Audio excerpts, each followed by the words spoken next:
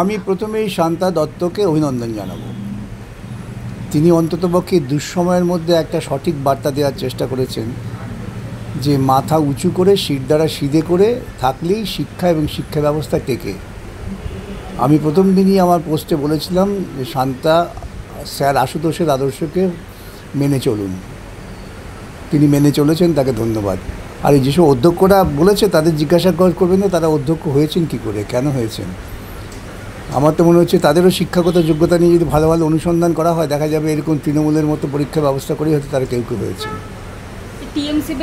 আবার টিএমসিপির নির্বাচিত অধ্যক্ষ ভাইস চ্যান্সেলর জেল খাটছে জানেন না, সুবীরেশ ভট্টাচার্য বলে এক ভদ্রলোক। তিনি বহু গভর্নিং বডির মেম্বারও ছিলেন কলেজের। অনেক কলেজের গভর্নিং বডির অন্যান্য অধ্যাপিকা মেম্বার আমার সাথে পরে দেখা করে বলেছেন স্যার আমরা বিপদে পড়বো না তো, কেন উনি তো দুষ্কর্ম করে গেছেন, আমরা না ফেসে যাই। এই হচ্ছে তৃণমূলের প্রাণিত অধ্যক্ষদের অবস্থা। কিন্তু এই ঘটনাতে এই টিএমসিপির যিনি রাজ্যের সাধারণ সম্পাদক ছাত্র নেতা তিনি বলছেন এই যে ভিসি ম্যাডাম তিনি নাকি রাজনৈতিক প্রভুদের সন্তুষ্ট করার জন্য এই স্ট্যান্ড পয়েন্টটা নিচ্ছেন। খুব ভালো কথা। ও তিনি স্ট্যান্ড পয়েন্ট, ওর রাজনৈতিক প্রভু হচ্ছে শিক্ষাগুরু স্যার আশুতোষ। টিএমসিপি নেতা আশুতোষ নাম শুনিনি, অবশ্য ওদের দোষ নেই, ওদের তো জানতে হবে।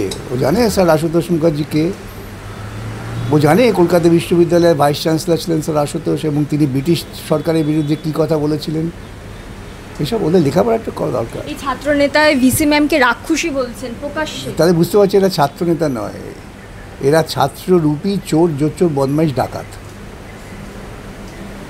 কিন্তু ভিসি ম্যাডামের এই স্ট্যান্ড পয়েন্টের জন্য যখন এই উপাচার্যদের এক্সামের যে লিস্ট সেখানে তার নামটা আসেনি, সেটার কারণ কি? তাতে বটেই তো, তৃণমূল সরকারের ভিসি নির্বাচন কোনো যোগ্য মানুষ হবেন এটা ভাবা যায় না। ওরা মেরুদণ্ডহীন অযোগ্য লোককেই করবেন, তাতে কী যায় আসে। মানে শান্তা দত্তকে আর কোনো সুযোগটাও দিতে চান না। কিন্তু শান্তা দত্ত ইতিহাস হয়ে থাকবে, অন্যান্য ভিসির নামকে মনে রাখবেন।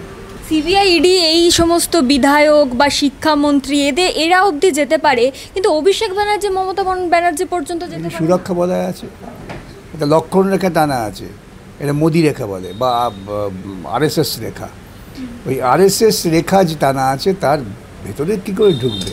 শুভেন্দু অধিকারী তো বারবার বলে আসছেন অভিষেক ব্যানার্জি ভাইপো গ্রেফতার হবে। শুভেন্দু বাবু তো এই দুর্নীতির সঙ্গে যুক্ত, শুধু মুখে মুখে লম্পজম্প হবে।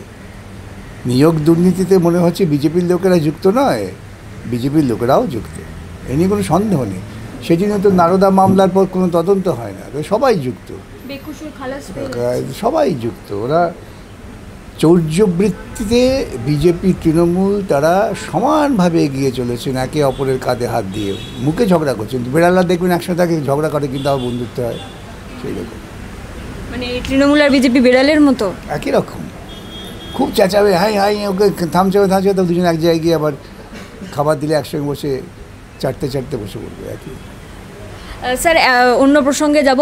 আজকে বর্ধমানে মুখ্যমন্ত্রী সভা করছেন, সেখান থেকে বলছেন ৭৮ লক্ষ শ্রমিককে নাকি এই জব কার্ড দেওয়া হয়েছে, আর জব কার্ড হোল্ডারের আওতায় তাদেরকে আনা হয়েছে। ৭৮ লক্ষ মানুষকে নাকি কাজ দেওয়া হয়েছে। উনি কবে সত্য কথা বলেছেন? আপনারা একটা অনুসন্ধান করুন, আপনারা তো সব সাংবাদিক, অনুসন্ধানমূলক সাংবাদিকতা করে আমাকে দেখান যে মুখ্যমন্ত্রী আজ পর্যন্ত একটাও সত্য কথা বলেছে। আমি নিজেকে সংশোধন করবো, আমি সংশোধন করতে চাই। শুধু বর্ধমানে নাকি ২০ লক্ষ মানুষ। আমি বললাম তো উনি সত্য কথা কবে বলেছেন? ওর রাজনৈতিক জন্মের ইতিবৃত্ত হচ্ছে মিথ্যা কথা দিয়ে, সুতরাং ওর কাছ থেকে উনি যা বলবেন জানি তা উল্টোটা হচ্ছে। কিন্তু এই যে উনি বলছেন তা সত্ত্বেও তো আমরা দেখছি যে প্রত্যেক দিন এক্সপ্রেস ট্রেনগুলোতে শয়ে শয়ে পরিযায়ী শ্রমিক ভিন রাজ্যে যাচ্ছে। ওই যে বললাম উনি আপনারা একটা ইনভেস্টিগেশন চালান যে উনি কবে কখন সত্য কথা বলেছেন, এটা একটা গবেষণার বিষয়বস্তু হতে পারে, কিন্তু সেটা আপনারা গবেষণা করুন। আপনারা তো সমস্ত বুদ্ধিদীপ্ত সাংবাদিক যারা আছেন গবেষণা করুন। স্যার আমি বলছি এই যে পরিযায়ী শ্রমিকরা নাকি বাংলা ভাষা বললে আক্রান্ত, এটা আমরা সারাক্ষণ খবরে দেখতে পাচ্ছি, কিন্তু আমি কয়েকদিন আগে গীতাঞ্জলি এক্সপ্রেস ধরে যখন যাচ্ছিলাম পরিযায়ী শ্রমিকদের সঙ্গে কথা বলছিলাম, তাদের প্রত্যেকেই যে বলছে আমরা খবরে দেখেছি, কিন্তু আমাদের সাথে হয়নি বা আমাদের চোখের সামনে হয়নি। এটা কি শুধু এই খবরে রাজনীতি? না, এটা মমতা অনুপ্রবেশের তত্ত্ব খাড়া করেছেন সেই তত্ত্বকে খাড়া করে বিজেপিকে ভোটে জিততে হবে, মমতাকে ভোটে জিততে হবে। তাই বিভিন্ন জায়গায় তারা, যারা আমার আপনার মতো সাহেবী শুদ্ধ রাবীন্দ্রিক বাংলা বলতে পারছে না, যাদের বাংলার মধ্যে মেঠো সুর আছে, তাদের উপর আক্রমণ হচ্ছে। আমরা তো কলকাতার বুকে আক্রান্ত হয়েছে তো কারমাইকেল হস্টেলে। সুতরাং এই অনুপ্রবেশের মতো একটা তত্ত্বকে মানুষের কাছে গ্রহণযোগ্য করে তুলেছিলেন মমতা, আজকে বুমেরাং হয়ে গেছে।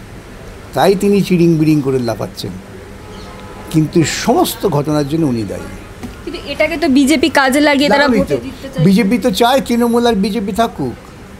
দেখলেন ওদের নেতা বলেছেন, হয় বিজেপি নয় তৃণমূল, টাকার এপিট কিংবা ওপিট, অন্য কিছু ভাবা যাবে না। এটাই হচ্ছে ওদের পরিকল্পনা। এই তৃণমূল বিজেপির এই বাংলা বাঙালির থেকে বার করে বামেরা কি পারছে না শুধু তাদের বামেরা লড়াই করছেন, এবং বামেরা পারছেন বলে তো ওদের যত রাগ বামেদের ওপরে। তৃণমূলের নেতা নেত্রীরা সব কিছু বলে বলে বামেরা শূন্য, বামেদের গালাগালি দিচ্ছে। আর কেউ কেউ তো আমার নাম করে গালাগালি না দিলে জল খাচ্ছে না। তো বিজেপির নেতারাও তাই করছে, বিস্মিত হওয়ার কী আছে।